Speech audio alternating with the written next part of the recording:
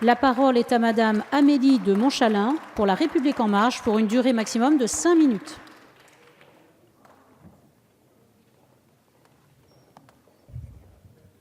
Monsieur le Président, Monsieur le Ministre, Monsieur le Rapporteur général, Monsieur le Président de la Commission des Finances, chers collègues, nous voici donc à nouveau aujourd'hui dans cet hémicycle et devant les Français pour discuter du projet de loi de finances rectificative après le rejet de son article 1er par le Sénat et l'échec de la commission mixte paritaire.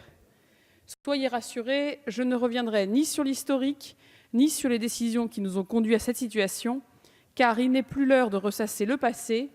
Je ne reviendrai pas non plus sur les modalités techniques qui visent à y répondre, car elles ont déjà été suffisamment débattues sur ces bancs.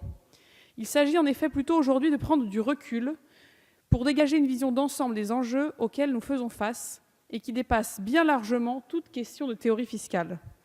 La Commission européenne a publié le 9 novembre, jeudi dernier, ses prévisions économiques pour l'automne 2017. Le message était on ne peut plus clair. D'un côté, la Commission saluait les réformes entreprises et nos efforts, et pour la première fois depuis bien longtemps, elle faisait état pour l'économie française de perspectives positives, une croissance solide et un chômage en baisse. Elle révisait par conséquent sa prévision de déficit public de 3% à 2,9%. Mais, de l'autre côté, la Commission expliquait sans détour que ces prévisions ne prenaient pas en compte le remboursement nécessaire de la taxe sur les dividendes, qui fait peser, et je la cite, un risque clair pour la correction du déficit en dessous de 3% du PIB.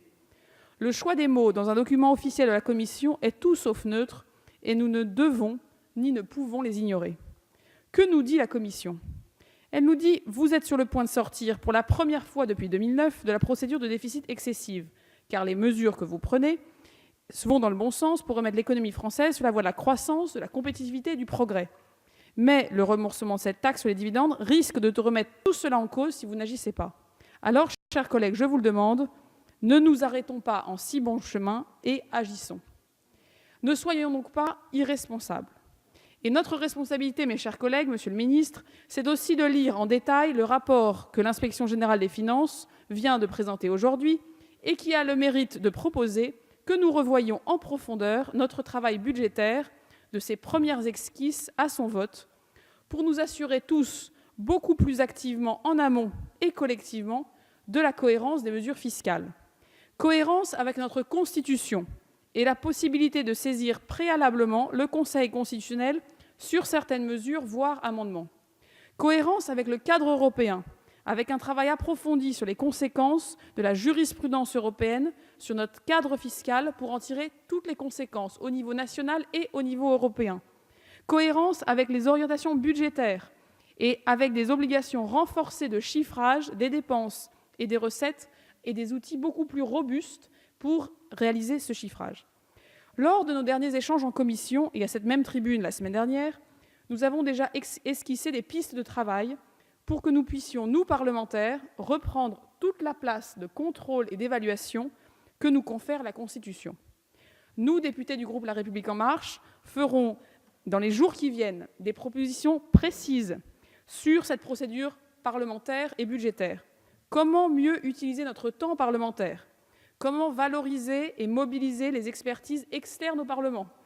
Comment recevoir et analyser toutes les données, chiffres, suivi des contentieux et avis exprimés par nos juridictions françaises et européennes de manière indépendante, avec de réels moyens, comme le font par exemple les Britanniques et Américains à l'échelle de leur Parlement.